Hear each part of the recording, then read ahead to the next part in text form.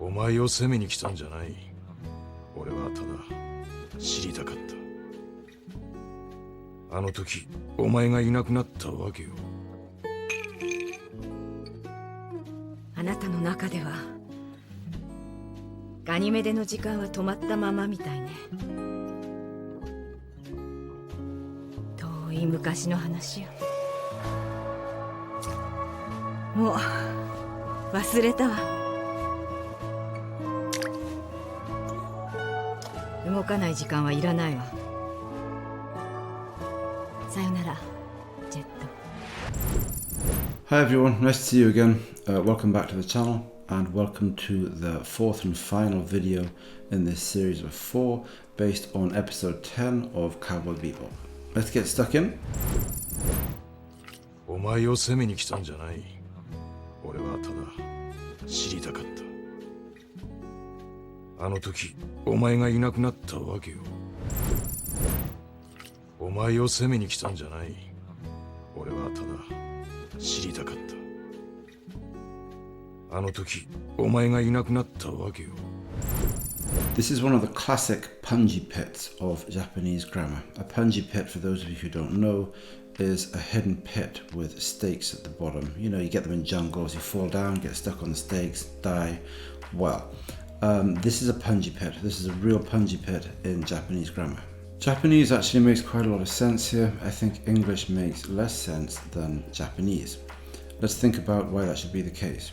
What Jet is saying here, in effect, is I haven't come here to attack you. In English, that would be a perfectly reasonable translation. When we say I haven't come here to attack you, we start the sentence off with I haven't come here, despite the fact that we have come here, right? If we say, for example, I'm not doing this because I like it, what that means is that we are doing something, but that we're not doing it because we like it, right? Now, if you stop and think about that, English is a little bit weird. Despite the fact that we are doing something, we seem to start off by saying that we're not doing it. What's crucial here in English, of course, is stress and intonation. In Japanese, they do this kind of thing grammatically, if you like, with the words they use and the order that they arrange those words in. お前を責めに来たんじゃない. So, what's happening here? Basically, you have a certain statement, that's the お前を責めに来た, and then you negate the entire statement with わけじゃない or んじゃない. That means something like the thing that precedes the わけ or the no is not the case. It is not the case that I have come here to attack you. This use of wake is very important in Japanese. My experience teaching Japanese to people tells me that it is one of the hardest things for people to grasp conceptually. You can explain how it works, you can tell people exactly how it works, you can tell them what to do, you can tell them how to create sentences, you can give them something to translate, and they will still get it wrong and mess it up, because it's actually conceptually quite tricky. I've written about this quite a lot in my books on Japanese grammar, in the first book in particular, so I would recommend that book to anyone who is struggling with this particular piece of Japanese grammar. Wake has lots of different uses, and it's probably easy when you don't know them all to confuse them with each other, to think you're hearing one thing when you're hearing something else. This is something you need to work on by and by as you study Japanese. These structures are very important. There's a lot of stuff that you won't be able to do properly in Japanese if you haven't mastered these structures, alright? あなたの中ではガニメデの時間は止まったままみたいね。あなたの中ではガニメデの時間は止まったままみたいね。 Here, Jet is calling Alisa omae, but she's calling him anata. Now, for reasons that I've never really understood, these words for you in Japanese are much more common in anime than they are in real life. In real life in Japan, you could probably go for weeks without hearing or using any of these words for you. But in anime, they're used quite frequently. That is an aside. That's not what I want to focus on here. So why are they using different words for you? You probably know that this has something to do with sex, and that is correct. Personally, I always wince when I hear men refer to their significant others as omae. in Japanese. It just sounds rough and crude to me. It sounds aggressive, although it clearly isn't. When I say it sounds aggressive, I mean it sounds aggressive to me.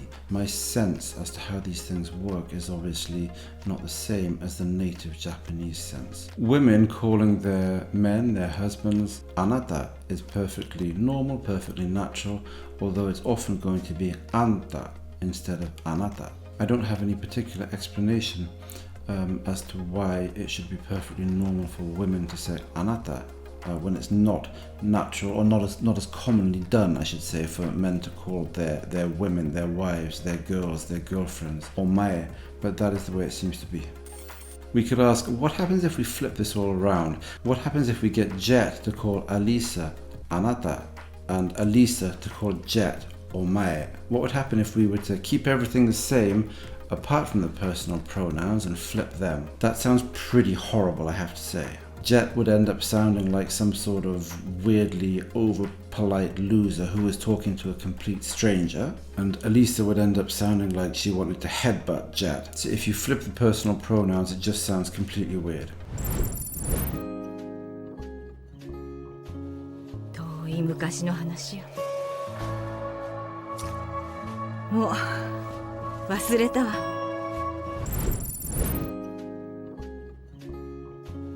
遠い昔の話よ。もう忘れたわ。Nothing too special, I don't think, in this little section here, but let's just look at the expression toi mukashi. Toi is normally going to translate as far, and mukashi is hard to translate as a single word in English, but it means a long time ago.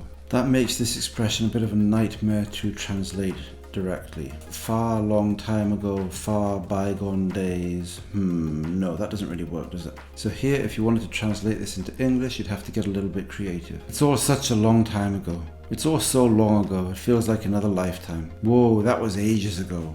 Whatever you decide to pick as your translation, you need to try and pick up these collocations like toi mukashi. You can't just derive these things from first principles. There's no way of knowing that toi works well with mukashi.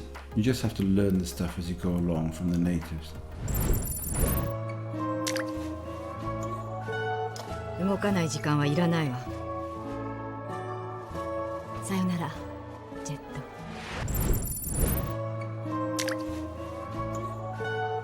動かない時間はいらないわ。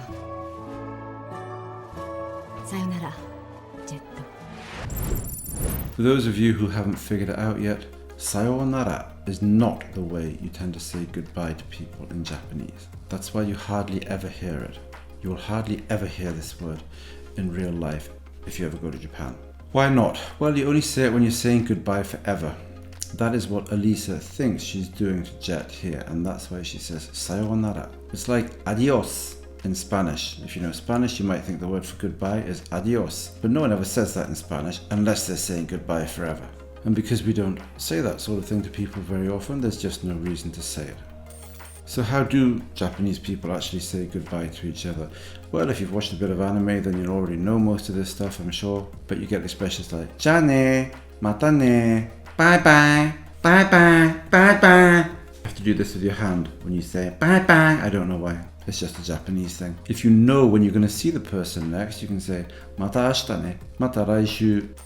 There are two other ways of saying goodbye in Japanese. I'm only going to mention them because this set of videos is basically about anime. You get saraba. This is obviously some kind of ba form, grammatically speaking, but you also hear things like saraba no da. So they've taken it and turned it into some sort of noun. It means farewell, fare thee well, but it's basically used in a sort of tongue-in-cheek fashion in anime, it's not used in real life really, but you might as well know it if you're interested in anime.